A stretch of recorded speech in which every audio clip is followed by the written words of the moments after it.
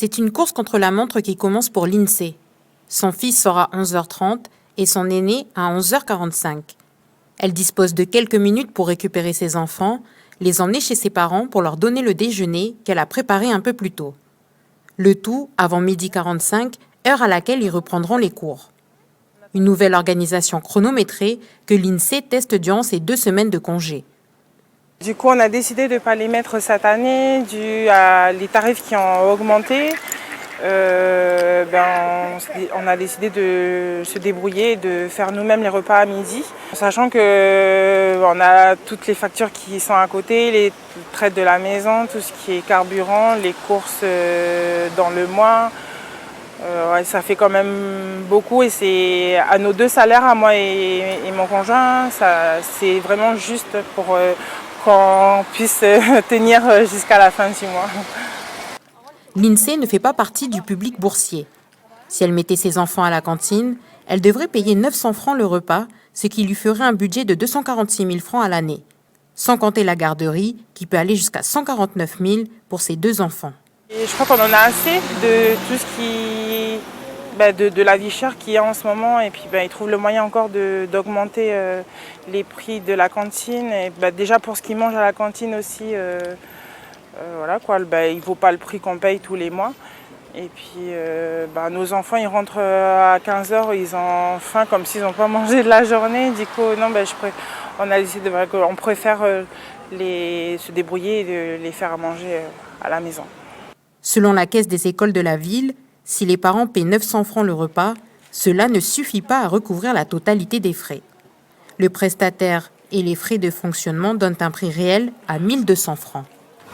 Donc comment ça va se passer pour le questionnaire médical? Vous avez, la visite médicale, vous avez 3 étapes. Le premier questionnaire qui reprend qu'on vous a donné, qui se comprend en 2 feuillets. Un grand feuillet qui reprend vos antécédents personnels et vos antécédents familiaux. Et un petit questionnaire concernant la consommation de produits stupéfiants. Après les présentations, place aux tests et aux visites médicales pour Christine. Après avoir obtenu son bac en 2017, cette jeune fille est restée un long moment sans activité. Aujourd'hui, elle tente de trouver sa voie. Elle voit en le RSMA une opportunité. Je suis venue aujourd'hui pour le recrutement pour faire un plus de mon CV et puis avoir quelque chose à faire en me levant le matin, me dire que voilà, le matin maintenant j'aurai des choses à faire parce que c'était plus le cas. Pendant un bon moment, j'avais perdu mes habitudes de me lever tôt puis faire quelque chose de la journée ou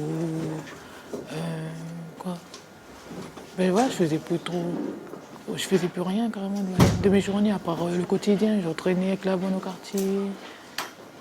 Il n'y avait plus de sens quoi. Christine espère intégrer la filière agent administratif. Au total, une vingtaine de formations sont proposées au RSMA. Alors, nous réalisons aujourd'hui les sélections pour les jeunes qui veulent intégrer le RSMA.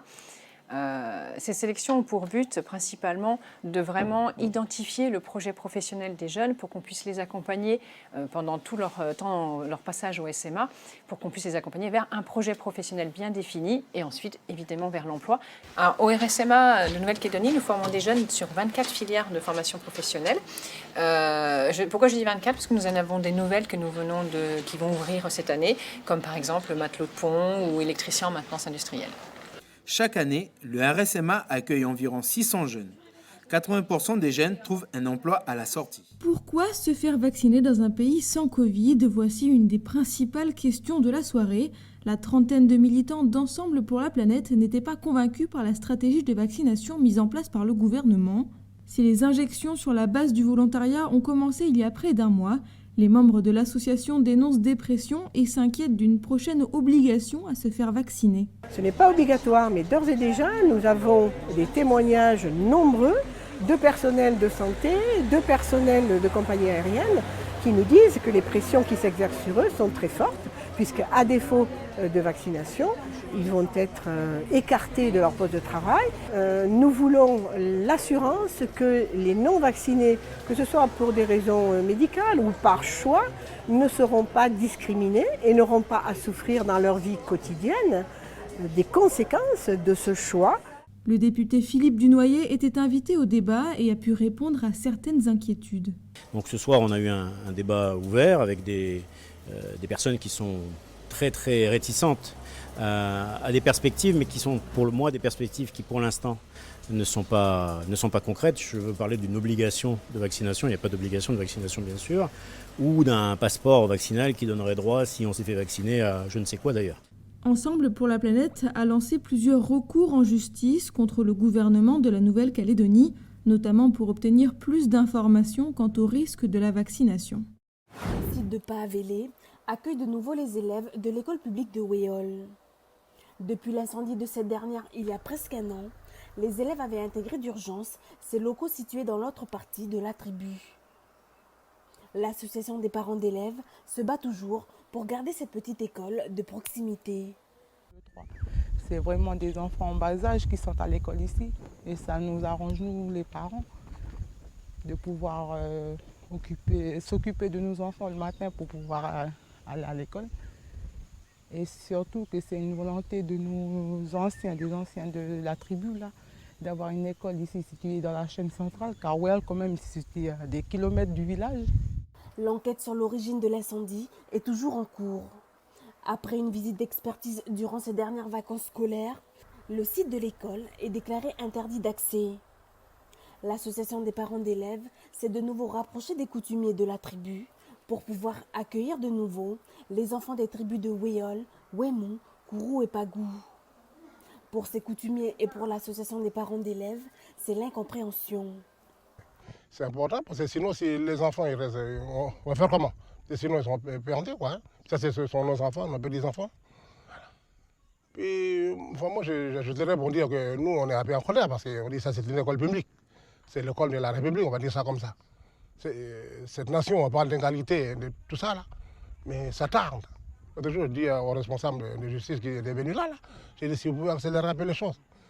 Nous, ce n'est pas qu'on veut que les enfants ils parlent, c'est pour qu'ils laissent ici libre pour nous, pour les événements coutumiers. On est obligé de, voilà, on leur dit, bon, ben, cette année, vous pouvez revenir encore là, mais on a fixé un délai jusqu'au mois de mai. Parce qu'après, il y a des mariages, tout ça à se préparer. Ben, nous, on attend juste que nos enfants ils soient installés et surtout installés dans un endroit stable, quoi. De ne pas les balancer d'un endroit à un autre pour qu'ils puissent travailler comme tous les enfants du territoire. Ils savent que demain, ils vont se réveiller et puis ils savent où aller. Contactée, la mairie n'a pas souhaité répondre à nos sollicitations. Elle précise cependant qu'elle attend la décision de justice, à savoir si l'incendie est d'ordre criminel ou accidentel, pour pouvoir engager des travaux.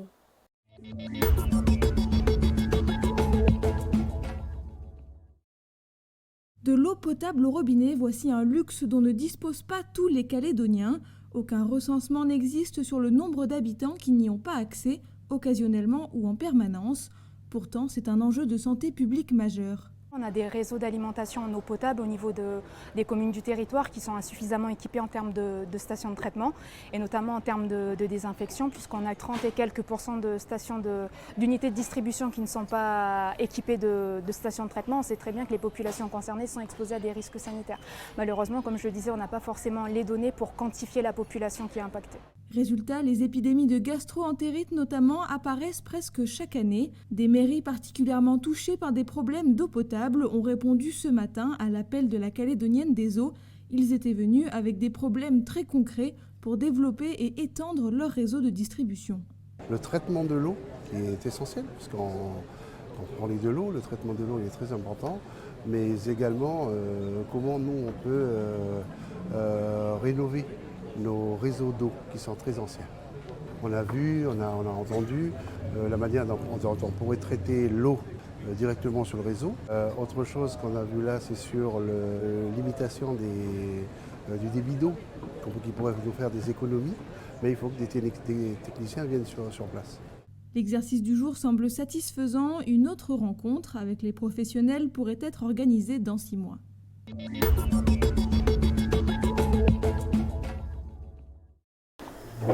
Alors c'est Jérémy Réandier. C'est bien ça, oui. Je vais prendre votre pièce d'identité s'il vous plaît. Ah oui. Merci. Vous avez une feuille de consentement à remplir. Oui. Juste à partir d'ici, ensuite là c'est pour les personnes mineures et pour le médecin. Au pôle sanitaire du Nord, Jérémy est infirmier, il s'occupe de la dialyse. 30 personnes comme lui se feront vacciner aujourd'hui. À tout à l'heure. Merci, à tout à l'heure. Je viens de remplir un formulaire attestant que j'ai été informé des conditions de la vaccination. Voilà, donc j'ai signé, donc maintenant je vais aller voir le médecin. La plupart des gens posent quelques questions, aussi, surtout quand ils viennent pour la première fois, quand ils entendent pas mal de discours, aussi bien dans un sens que dans l'autre. Et voilà, je suis là pour répondre aux questions. Jérémy est maintenant prêt à se faire vacciner. Après quelques secondes, il est déjà temps de ressortir de la salle. J'ai rien senti du tout.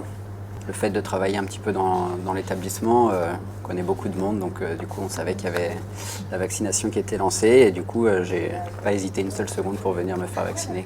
Pour cette première phase de vaccination, 500 personnes du corps médical devront être vaccinées. Les vaccinations se font rapidement car les 1000 vaccins reçus par le CHN seront périmés à la fin du mois d'avril. D'ici 2 semaines, les 500 doses restantes seront données pour la deuxième phase. La deuxième phase donc, va concerner le reste de la population finalement.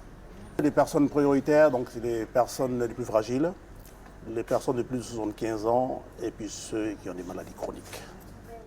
Pour la deuxième phase de vaccination, les différents centres médico-sociaux du Nord devront prendre le relais sous les directives du gouvernement.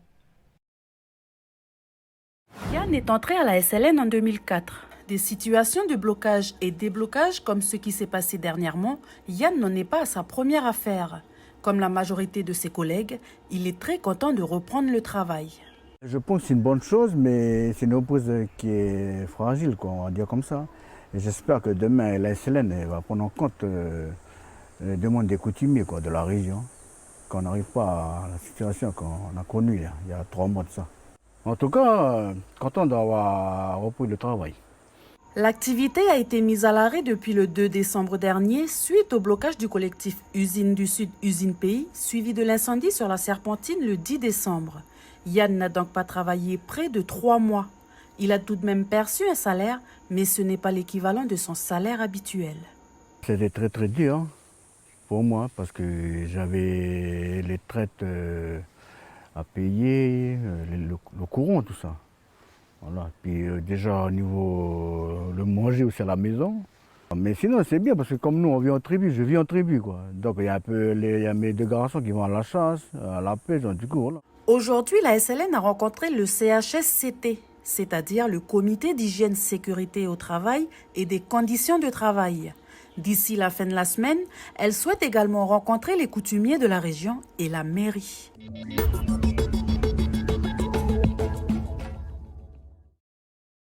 Tous les salariés et sous-traitants pourront bénéficier des aides de la cellule de crise de la province Sud, en plus du chômage partiel et quel que soit leur niveau de revenu. Donc l'idée c'est de mettre en place une cellule de crise qui va répondre de manière collective et de manière individuelle aux problèmes des salariés.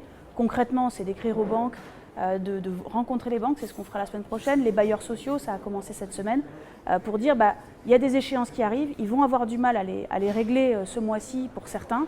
Eh bien, soyez un peu tolérants pour répartir ces échéances sur le reste de l'année parce que le travail va reprendre, l'usine va redémarrer et qu'ils seront en capacité de payer.